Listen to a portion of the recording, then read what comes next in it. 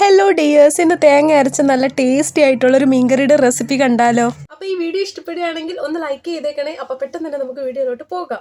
എനിക്കിന്ന് ചൂരമീനാണ് കിട്ടിയേക്കുന്നത്. നന്നായിട്ട് കഴുകി വൃത്തിയാക്കി എടുത്ത് വെച്ചിട്ടുണ്ട്. ഇനി ഇതിലേക്ക് അരപ്പ് തയ്യാറാക്കാൻ വേണ്ടി ഒരു ജാറിലേക്ക് 1 കപ്പ് തേങ്ങാ ചിരകിയത് ചേർത്ത് കൊടുക്കുകയാണ്. അതിൻ്റെ കൂടെ തന്നെ 4 ചെറിയ ഉള്ളി കൂടി ചേർത്ത് കൊടുക്കുന്നുണ്ട്. ചെറിയൊരു നാരങ്ങ വലിപ്പത്തിൽ വാളംപുളിയാണ് ഞാൻ എടുത്തേക്കുന്നത്. അതിൻ്റെ അരിയെല്ലാം മാറ്റി ഇതുപോലെ ജാറിലോട്ട് ഇട്ട് കൊടുക്കുകയാണ്. 3 ടേബിൾ സ്പൂൺ മുളക് പൊടി ഇട്ട് കൊടുക്കുന്നുണ്ട്. എരിവിനനുസരിച്ച് നമുക്ക് കൂട്ടിയോ കുറയ്ക്കുകയൊക്കെ ചെയ്യാവുന്നതാണ്. എന്നിട്ട് 1.5 ടേബിൾ സ്പൂൺ മല്ലിപ്പൊടി എടുക്കുകയാണ്. അതായത് മുളക് പൊടിയുടെ നേരെ പാതിയാണ് മല്ലിപ്പൊടി എടുക്കുന്നത്. 1/4 ടീസ്പൂൺ മഞ്ഞൾപ്പൊടി കൂടി ഇട്ട് കൊടുക്കുന്നുണ്ട്. 1 കപ്പ് വെള്ളവും കൂടെ ഒഴിച്ചു കൊടുത്തതിന് ശേഷം ഒന്ന് അരച്ചെടുക്കാം. അപ്പോൾ അത് ഇതുപോലെ അരച്ചെടുത്തിട്ടുണ്ട്. മീൻകറിക്കുള്ള അരപ്പ് നമുക്ക് റെഡിയായി വന്നിട്ടുണ്ട്. 1 ടൊമാറ്റോ ഇതുപോലൊന്ന് അരിഞ്ഞു വെച്ചിട്ടുണ്ട്. 3 പച്ചമുളക് ഇതുപോലൊന്ന് നടുവേ ഇതുപോലൊന്ന് കീറി കൊടുത്തിട്ടുണ്ട്. അപ്പോൾ പച്ചമുളകും എരിവിനനുസരിച്ച് എടുക്കാവുന്നതാണ്. അപ്പോൾ അത് ആദ്യമേ തന്നെ മൺചട്ടിയാണ് എടുത്തേക്കുന്നത്. അതിലേക്ക് 2 ടേബിൾ സ്പൂൺ വെളിച്ചെണ്ണ ഒഴിച്ചു കൊടുത്തു. എണ്ണ ചൂടായപ്പോൾ കുറച്ച് കടുക് ഇട്ട് കൊടുക്കുന്നുണ്ട്. അതിനോടൊപ്പം തന്നെ കുറച്ച് ഉലുവ കൂടി ചേർത്ത് കൊടുക്കുന്നുണ്ട്. കടുകിൻ്റെ പൊട്ടിത്തെറി കാരണം പിന്നെ ആ പരിസരത്ത് പിന്നെ നമുക്ക് നിൽക്കാൻ പറ്റില്ലല്ലോ. അതുകൊണ്ട് ഞാൻ വെറുതെ ഒരു അടപ്പ് വെച്ച് കൊടുക്കുകയാണ്. അപ്പോൾ കടുകും ഉലുവയെല്ലാം നന്നായിട്ടൊന്ന് പൊട്ടി വന്നിട്ടുണ്ട്. ഇനി ഇതിലേക്ക് കുറച്ച് കരിവേപ്പിലയും കൂടെ ചേർത്ത് കൊടുക്കുന്നുണ്ട്. ഇനി നമുക്ക് അരച്ച് വെച്ചേക്കുന്ന അരപ്പും കൂടെ ചേർത്ത് കൊടുക്കണം.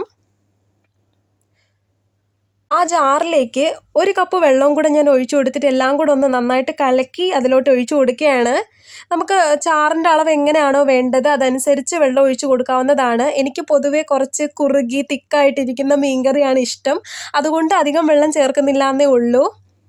ഇനി ഇതിലേക്ക് ആവശ്യത്തിനുള്ള ഉപ്പും കൂടെ ചേർത്ത് കൊടുക്കാം. പിന്നെ നമ്മൾ അരിഞ്ഞു വെച്ചേക്കുന്ന തക്കാളിയും പച്ചമുളകും ഇട്ട് കൊടുക്കണം.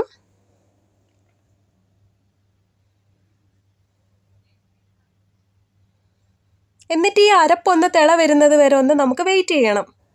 അപ്പോൾ പതുക്കെ ഒന്ന് ഇളക്കി കൊടുത്തതിന് ശേഷം ഞാനൊരു 5 മിനിറ്റ് ഒന്ന് തിളപ്പിച്ചെടുക്കുകയാണ്.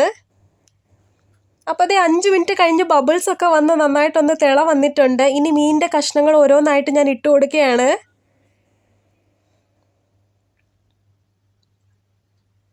ഇനി പതുക്കെ ഒന്ന് ഇളക്കിയതിന് ശേഷം 10 മിനിറ്റ് നമുക്കൊന്ന് ലോ ടു മീഡിയം ഫ്ലെയിമിൽ വെച്ചിട്ടൊന്ന് തിളപ്പിച്ചെടുക്കാം.